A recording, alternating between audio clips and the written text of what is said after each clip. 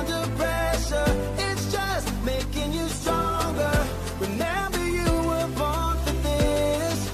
You are a diamond. Hi, everyone, and welcome to a new episode of Melanin and Miracles. Today, we're going to have our topic in English, and we're going to talk about a really, I will say, passionate topic that for me is I really like to hear perspectives about it. So I'm really excited about this episode, and I will not hold it longer. Today we're talking about dating outside the church. Is it a no-go or is it totally normal? I am so excited to hear your thoughts, Alec. Now, and we can jump into it. And I want to start with a really simple question. When you hear the topic dating outside the church, what is your first reaction or your first thought? It's a deep breath. Very, very deep breath. It's very risky. I have known people who have successfully dated outside the church, but their partners got converted. But I've also heard some horror stories where they converted our church member into the world. Yeah.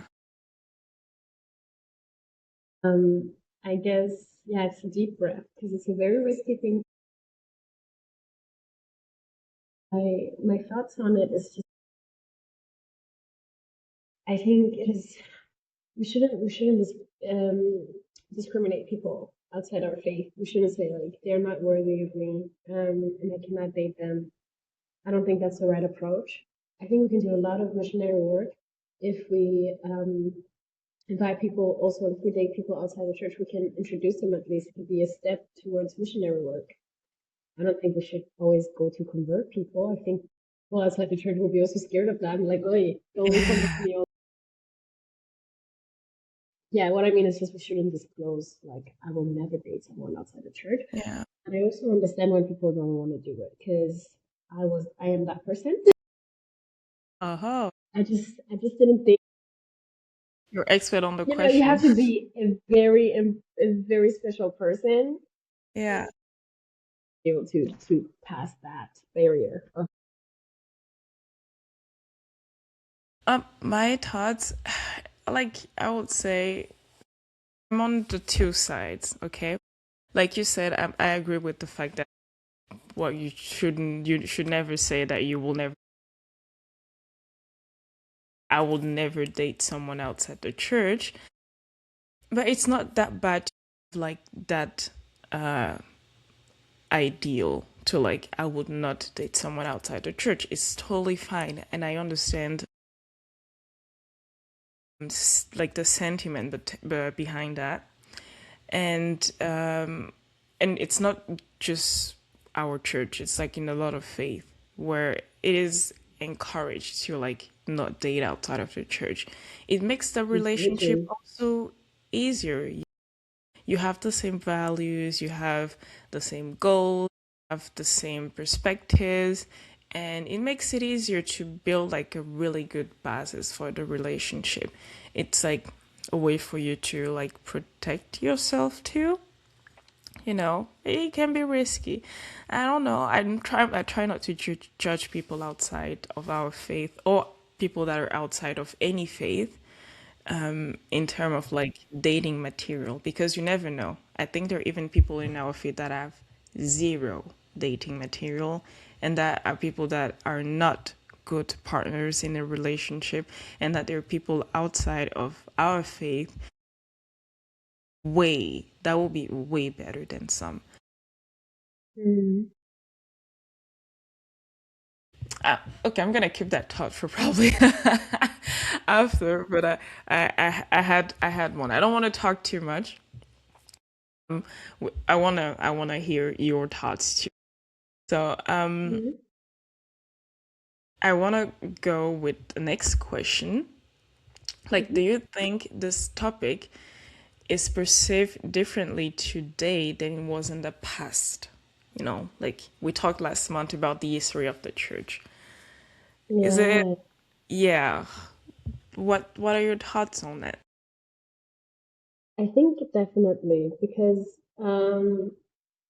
you see it in the history of our faith as well, in the Bible and everywhere. It's just more encouraged to stay in your area or even in your own community and get married in your community because people will not deviate from, deviate from the course, and they would go the covenant path and they would, walk. I think it was strict in the past because God needed people, we needed more members, and that's why I think it was more important to have more children in the covenant than to risk having, to mix and to not have children who are born into the covenant. It's just is really hard because let's say a woman is a member of the church and her husband is not, and then you have these commandments: you should honor your husband, you should submit to your husband.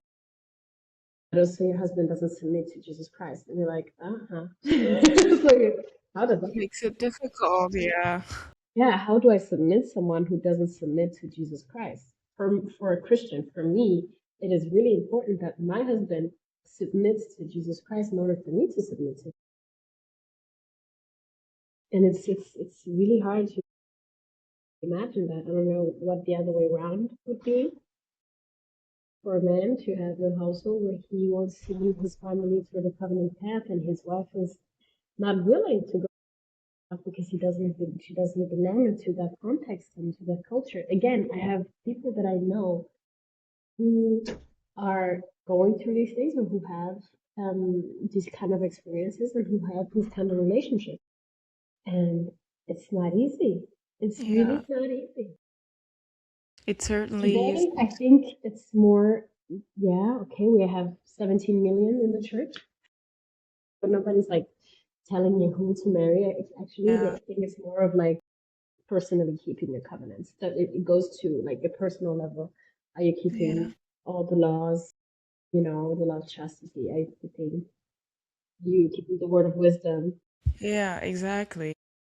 I think it's also important to see every single person, like everyone is a child of God that we know. Every single person out there is a child of God. And today, I mean, in the world, there is so much backgrounds, and it's such a richness, to be honest. People have so many different backgrounds.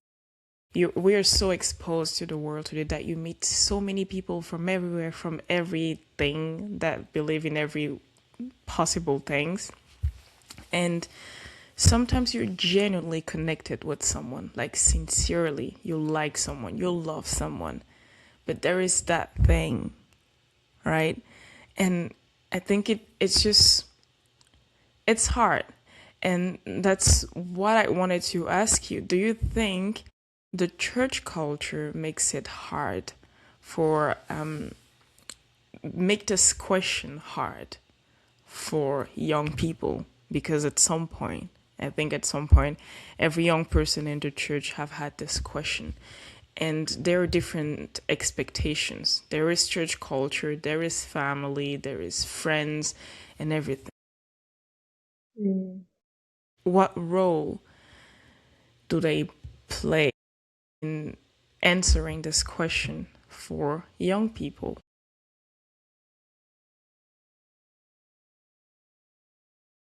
Um, I think it has less to do with church culture than to do with the gospel of Jesus Christ. I think the culture in the church is not as strict as God's. If you think different parts of um, the world, the church is a little bit different. People in Utah, they live differently than people in Europe. And also, the people in Europe are different than the people who are in Australia. So I think the culture is very different to geographically location, geographical location. Sure. And I think it's more of the church's, it's more of the gospel. So it makes it hard for us to go out there, even for young people. The world is a place, everything that we don't do is seen weird. And it's really hard to sustain your faith in such an environment. That means if it said chastity, it is such. I mean, before in the past, people even followed the law of chastity because Yeah. people in the world back then, you wouldn't sleep around. There was no hooking up culture. Yeah. You would had to get married to have sexual relations until about when the pill came in 1950 or something. If there were no hooking up cultures before, Yeah. so like contraceptions to prevent pregnancies and all of that. But that's a different topic. We live in a time where pleasure, like this short time to pleasure, like alcohol, drugs, sex, is very like it's Yeah. it's it's part of the culture. So now that goes against the, Jesus's policies. He says you have to have intimate relations with people you are legally married with. You cannot drink anymore. In the past, I guess Yeah. Jesus enjoyed a cup of wine, but maybe two. We don't know. Yeah. But today we shouldn't drink alcohol. We shouldn't take addictive substances onto us. We should have a clean language. People speak the way they speak. They curse, and we Yeah. should not curse. So it's like it just doesn't mix. I don't think it is a church's culture. It's more of like the faith. It's about the gospel. It's about being Christian. And it is hard to mix those worlds together and to even explain to the counterpart why you don't want to indulge in those Yeah. in those Exactly. things, yeah, in those activities. Yeah. I think it's also a question of choice. There is nothing that is forced in this world. We have that beautiful gift of agency, and everything is a choice. When it comes to choosing who you date, of course, sometimes you develop feelings for someone. But my opinion, really, it's my opinion. I think love is also a choice. Love is a choice. You do something to love someone. You act so that the love can be there. Mm. And it's the same thing with dating. That's how I personally see it. And you choose it. And in the choosing of it, you're really aware of the things that might happen. Mm-hmm.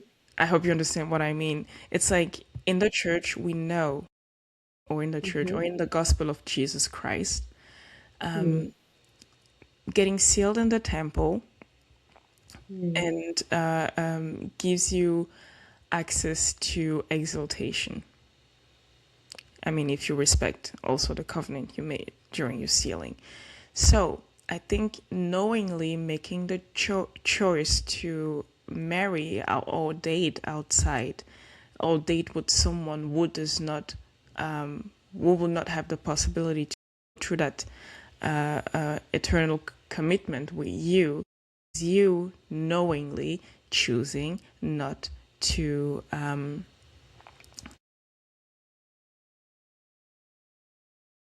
have that exaltation. Mm. But there are people like you will look for someone, you will try look for someone with whom you will make this eternal commitment, but you don't find a person, and the time goes and you meet someone outside the faith that cannot have that eternal commitment with you. It's complicated, and you want to have a family life, you want to have children, for example, and everything. It's hard. It's really hard. The one thing I realized when I joined the church or when I came to church the first time is how partners, people who are married, are always locked in the hug. They're scratching each other. They're Yeah. hugging. I was shocked. I was like, nah, if my mama would come and see, never told me that love could be this sweet. Where do you start finding this kind of love? This kind of thing, you do it in the bedroom. I've never seen my parents. It's not even once in my life. We'll be touching, hugging, loving. I'm like, this is nice. But you realize let's say you're married to a spouse who Yeah. doesn't go to church, and then you're the only one who goes to church. Mm-hmm. And then you sit there, you will have feelings of envy. Maybe you will think, oh, I wish I had that.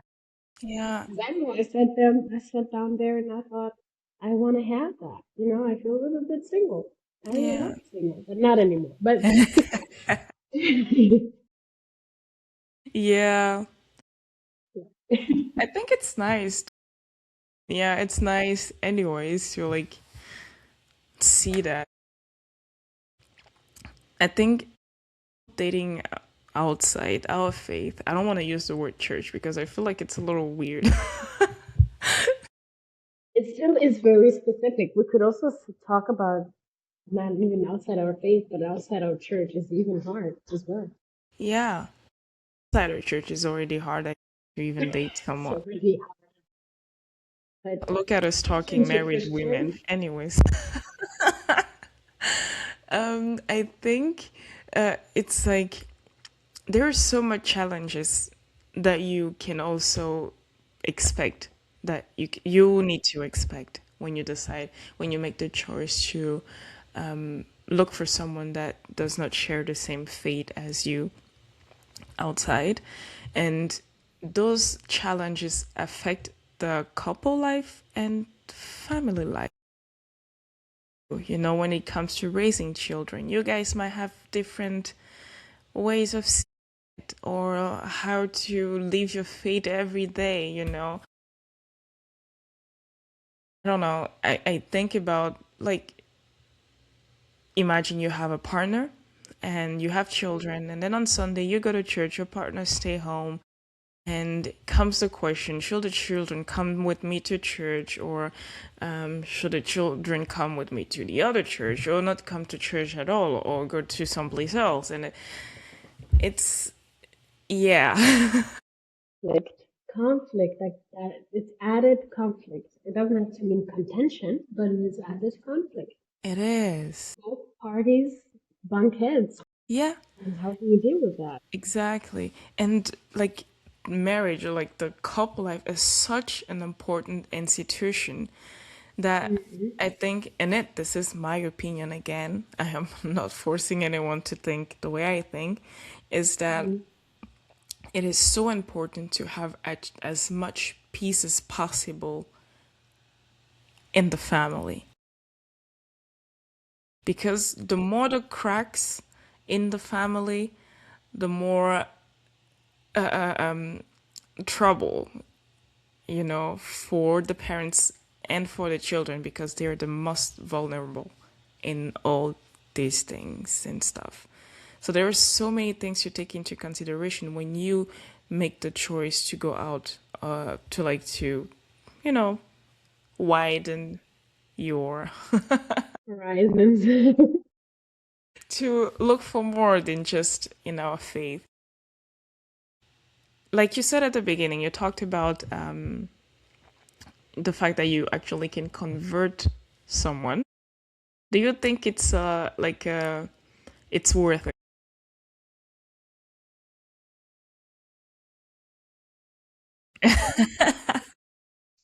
Oh, it depends. I think it is. It can be worth it. I really think it can be worth it. I think I've seen it. Did I see it? I don't know. And no, I did see it. I did see it that someone got converted through dating a person, and that this person is a priesthood leader now, a priesthood holder, I mean, and that they have the Aaronic priesthood, and they're going to go to the temple and get their covenants just by dating this one member. They have met Christ, and they have been able to make covenants with Him. That is amazing. That's best case scenario, and it is worth it because every soul is worth it. Um, if they are ready to do it. It doesn't mean that Yeah, every soul is worth the trouble of trying to and yeah. You have to find someone who already has an open mind for it, someone who's But is it already healthy though? willing. Yeah. Is it healthy? If the relationship is healthy, or And then if it's actually healthy to like, go into dating with that mindset that, okay, I'm coming to date you because I want to change something in you. I want you to join the way I think or to join my faith. Is it healthy into like a relationship or like in dating? I think it's a little dishonest. It's honestly, it's. I think it's a little dishonest to like go into dating. But I what do feel you like a lot think? of people. I think I thought I would change my husband at some point. I did think there were some things I would change in my husband. When I Okay, dated him, I was fair like, I'm point. gonna change this and I'm gonna change that. I help you change this, but I don't think it is. I think it would be not dishonest if there was not a real like love towards that person. Because you don't search to convert people you don't like. You know, it's just like I'm gonna get you in What? church and I'm gonna get you make you covenants, and I don't care about you. I just care for Yeah, you to meet Jesus. And I'm like, it's fine. At least the person will have Jesus. yeah, It's true. it's okay. So I don't think it is it's negative intentions, and I think there's even like pure intentions. And I noticed my young women leader, she got converted by her husband when they started dating. She was like, I'm not into that, and he was like, I'm gonna baptize you. And he said that before. He was like, he used to give testimony in church, and he was like, I knew that I wanted to baptize my wife. Like I would be Okay. the one baptizing my wife, and he did. And she's like, we have our family, we have our kid, and I'm so grateful I met the church through him. Such she was a huge part in my growing into the church because she was Yeah, my young men's leader. So I don't think it was anything negative. Actually, I'm just like, woohoo, if you can do yeah, it, go ahead. Don't let yeah, yourself get converted into being part of the world. And yeah. don't force anybody. Invite them to Christ. Invite them. Give them the possibility. Yeah, I guess it's also fine if you already love the person, and Yeah. then you come into. I also know a temple worker who got converted through her husband. See? I mean, if there is the love before, you, you know that it's a good thing, it's an important thing, and you try to have your partner join you. And I guess it's not bad. It's not that bad. And I think when you think about it, just in general for dating, there's always a selfish motive for dating someone. It's True. either you find them cute, you want them to do something cute for you, you want them to treat you right. There's something selfish about it anytime. Yeah. But if that selfish thing is to want, I think it's a noble cause. Is it okay for you to be selfish though? It's like, yeah, I don't know. That's a different topic, Alida. Let's move on. No, no, no. I really want to hear what you think about it. Is dating selfish? It's still in our topic too. Is dating selfish? Is it okay for dating to be selfish? I mean, like you like go with your checklist. He better be like this. He better have that. He better be like this. And then if you don't, to the next. You know. I think it's become more selfish than it was, or it isn't. I think the best approach to the dating world is what can I offer instead of what can they give me. And I think a lot of people go now with the mindset, what can they give me? What can I receive out of this?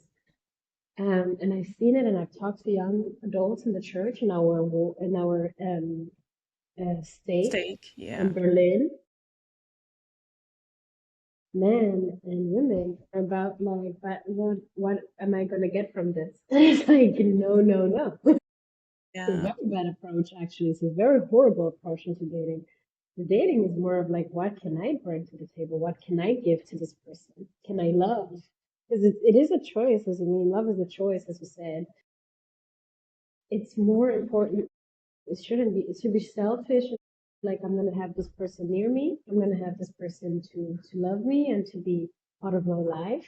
So Yeah. you're doing it for oneself, but it is not selfish.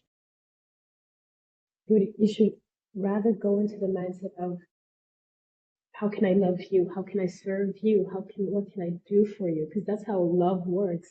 People don't know this, but this is how it works. Yeah. Loving is giving and doing. That's how Jesus loved us. He didn't tell, love me, do things for me. Yeah. Jesus went ahead and loved us by doing stuff. And you will have more love for someone when you start to serve them than when you just wait for them to do something good for you. So Yeah. even if you have, this is for everybody listening, if you have an enemy and you want to love them, serve them, do things for them, and you love them. You love Yeah. that person. Exactly. It changes the perspective of what we talked about before, though, about going into the dating wanting to convert someone. Converting, like bringing someone to the gospel, is a good thing. It's a kind of I'm bringing the gospel to the table kind of thing. Is it? It It's changes the it feast. changes the perspective a little bit. If I bring the Yes. gospel to the table, something this is good. Great. I'm bringing you baptism and like covenants like the endowment and sealing eternal life, baby. Let's go. Let's do Yeah, yeah. this. It's no, don't do that at home. Yeah. Okay. I have another question for you too. Do you think that actually having this like different religious backgrounds be a way to make the relationship rich actually instead of putting it at risk? Having different backgrounds. Religious background, like, different faith or different life backgrounds. There are people that also claim not to believe in any or should not belong to any faith communities. But do you think having those different religious background actually could be a way to make the relationship rich instead of making it a risk, and how? I, okay, so you're asking someone whose parents have two different religions. I think you too, your parents as well, right? Yeah. Yes. So we both can talk really good about.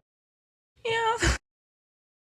My mom is Catholic and my dad is Protestant, or what do you say that? Yeah, Yeah, evangelical I Protestant. think so. And they never had us baptized Christian. You vote a Christian, you know your stuff, you know that baptism is for the salvation of the souls. If you're not baptized, you have to be baptized. Yeah. Our parents could not agree where we should get baptized, and that's why we were never baptized. People, I went to Catholic school, so the priest would like be like, "Oh, do you want to come take this Catholic sacrament?" Yeah. No, I can't. I'm not baptized. You're gonna go to hell. You're gonna die. This is terrible. This is horrible. Let me schedule your baptism for tomorrow. A guy, if you die, you're gonna go to hell. And I would be very scared. I'm like, oh, Mom, I need to get baptized. I'm going to hell. Yeah. And like, I can't. We cannot decide which church guys should get baptized in. And I think it divided us. It divided our perspective on where should we go as children. But also the couple didn't share the same knowledge about God. So my mom gave up Catholicism a little bit, and she couldn't take communion with in the Catholic Church anymore, and that broke her heart.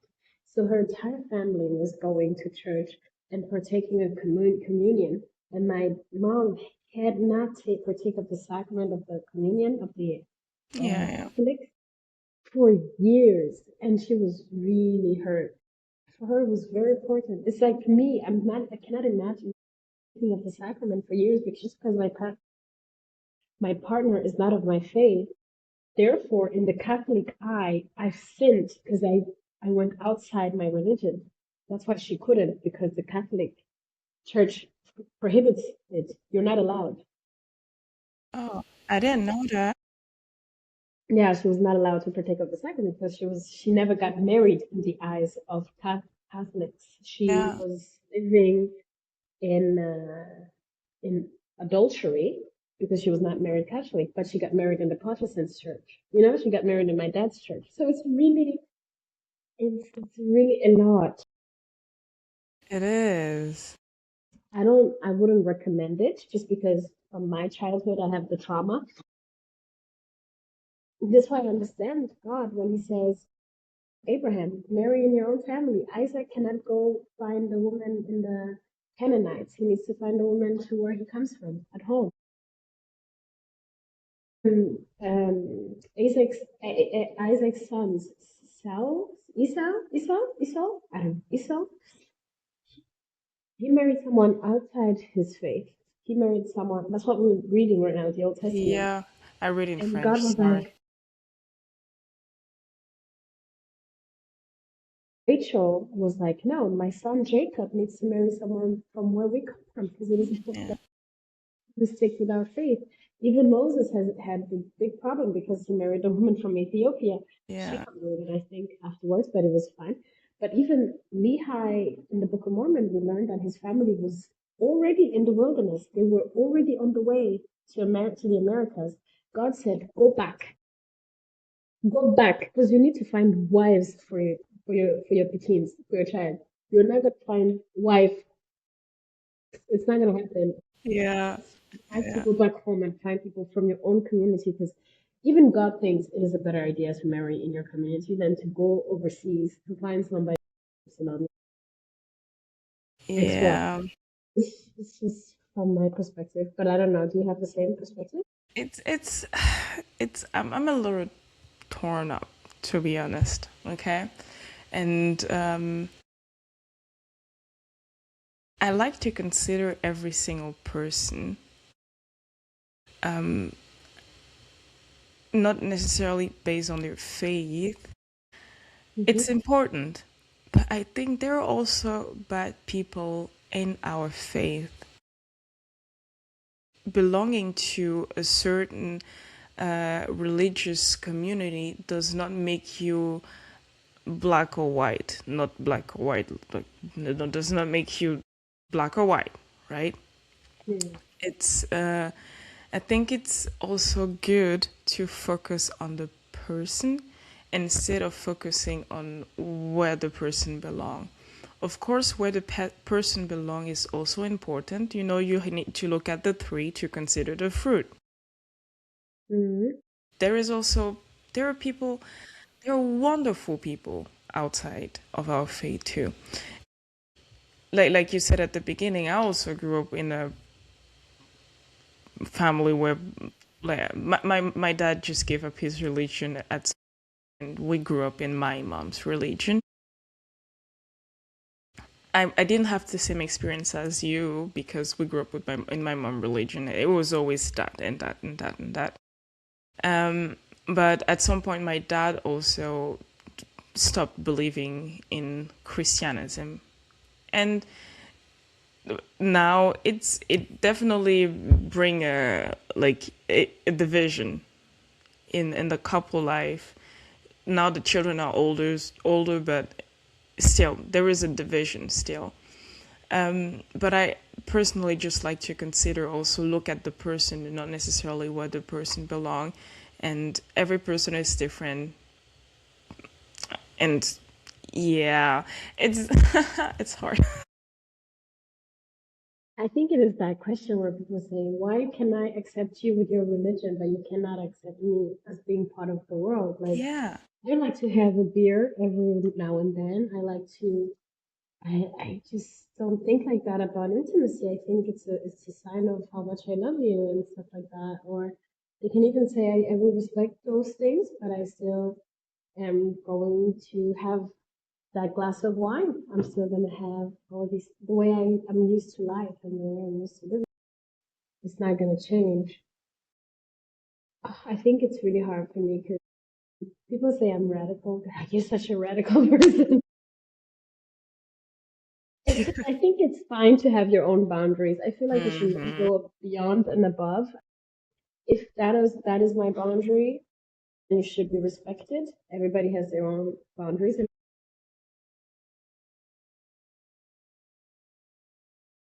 and no matter how radical or not radical you may find that, you should weigh it for you. Like, how much is it important for me? Can I give that up? Can I, you know, is the person, is it okay? You just decide it for yourself and then you make the Yeah. choice. But I think it is important that you keep your covenants. I think you should really keep your covenants because it is a promise that you made to God, and it is a promise that you made to yourself, and it is for your salvation. So I don't think you should play with your salvation, but everything else you do. Yeah. I do get that. I forgot what I wanted to say. But I think, like you said, it's also like a personal thing. It's a personal relationship with you. And the good thing is, God already, He showed us everything. He showed us what your choice of being this or this person, where that could bring you. And I think, oh, I forgot again what I wanted to say. Meine Güte. Maybe it'll come. Pray Okay, for you in the I inside. think I got it. Remember. It's like sometimes decisions you make, they're not just about you. And I think because dating is you date someone because you want to potentially marry that person. That's why dating is for. It's not just Hopefully. for it's not just for sleeping around. If you date someone, it's to see, okay, is this person, do we match? Do we go together? Is it gonna work? The decision of the person you marry, like President Nelson said, is the most important decision in your life. That decision does not just affect you; is if it affects also your your children. It affects them. So when you make that decision, you have to think about them. Is it going to be easy for them? Not that life is easy, but is it going to be like how is it going to affect them? And I think it's also important to think about it and not just about yourself. I think you can't really be selfish in it. But if you want to be selfish, yeah, I for example know a woman who is married with a man that does not belong to our faith. Not that he's unfriendly, but it affected the way the children also grew up with with religion, basically. And at some point, she also left the church. So, is Fun fact, can I say this? There yeah, is I think 75%, this is the real data, I think it's a 85%, a huge number yeah, chance of children following following the faith if the father is in the faith and active in the faith. And yeah, there's only 13% chance that your children will follow your faith when you as a mom are active. Just yeah, 13, it's very small. So I would think about that as well. For women, you need to see that your husband, when your husband goes to church, it is more likely that your kids go to church. yeah, You go to church, there's a 13% chance that your children will follow you. yeah. Well, choose your husband. Exactly. Sorry, Yeah. I didn't want to interrupt you. No, it's fine. I think I was at the end of my thought. And I'm gonna ask you like a last question. What would you tell someone, you know, young people, uh, um, you want our young listeners or listeners that have this question in mind, what do you want them to take with them? I mean, from you today. I think, what I want to tell them, you should realize that an eternal, that decision of who you date has an eternal impact on your life. eternity is a long time with the wrong person. Not gonna lie. Even a day with the wrong person is a lot. It's just too much. So I think it's a matter of your faith. And don't put you don't. And I feel like most don't don't pray enough that period of time of dating. You should take that time with prayer. Prayer. I wish I would have prayed more while I was dating. I wish I had put God first more when I was dating, even my husband. I mean, we did read better, and we read more in the scriptures than we did today. Like every day. Now it's just like once a week. We're trying to read better. Um, I'm just saying, it's something that an everlasting impact on you. Really, really pray about it. You should really, um, you know, speak with God about it and speak with the Lord, and also read, listen to the talks. I found beautiful talks in at BYU speeches. And you could just scroll down and just like select topics, and then you can choose dating and listen to those. We can link it to under the video. We will link it. Yes, we have the love chastity. So things are that are important. Intentional dating. There are also a lot of great coaches. I mean, outside the church, are experts on relationships.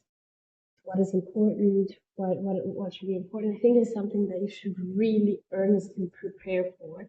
You shouldn't just go there and be like, I just want to do this thing, because I feel a little bit lonely. To kiss and to hold is really also legit and beautiful, but I think we should just remember that love is a choice more than it is a feeling. So it's not that you're going to see someone on their profile and going to be like, oh, because they are cute, they're going to be the perfect match, or I want to have them as a partner. No, you have to know that love is work, it's hard work. Even with the most beautiful man in the entire world, with the most beautiful woman, you have to put in a lot of effort. And it's hard work. It's like going for a job interview, and you don't want to go to a job interview not prepared. You want to be prepared for that work and choose your career wisely. You know why you just don't go and pen and be like, I'm just gonna go and be such and such, because you know that you will be miserable. Yeah, you know that you'll be miserable, and that's how you should go into dating. You don't want to choose someone because you didn't even think about it. You should pray about it, or you should really be informed about it, and you should go with the purpose of serving and not receiving, but giving more Yeah. than receiving. Really look for God's counsel, because at the end of the day, He's the one who's going to give you the confirmation and the revelation of who's going to be good for you. So that is my advice. I think I would join you to pray, because Alec and Alida, we can talk for hours, and we actually can talk for hours. But really, I think the wisest person you can talk to is your Heavenly Father, and you can just pray about. Every single person out there is a child of God, and they have the light of Christ. And just talk with your Father. He knows better, and He will guide you. And don't be discouraged either, because God loves you, and He has a plan. And be aware of the fact that you can make choices. You have that power to make choices. And God gave us this. He showed us everything. He is clear about what you will and will not get if you make this or that choice. So you take that into consideration when you make your choices. Just pray to your Father, and I think He can provide you with the best guidance. Yeah.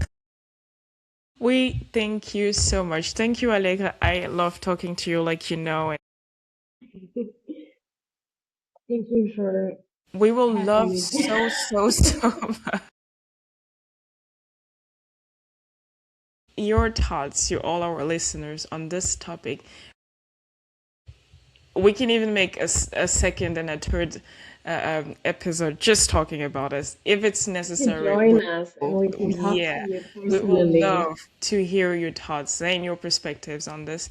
You can write in the comments or just let us know if you want another episode, but with you wanting to. So, thank you for watching, and we see you on the next episode. Don't forget to click on the link in our Instagram bio to see all the topics we have provided and when we record. And we will so love to see you. Bye bye. Bye.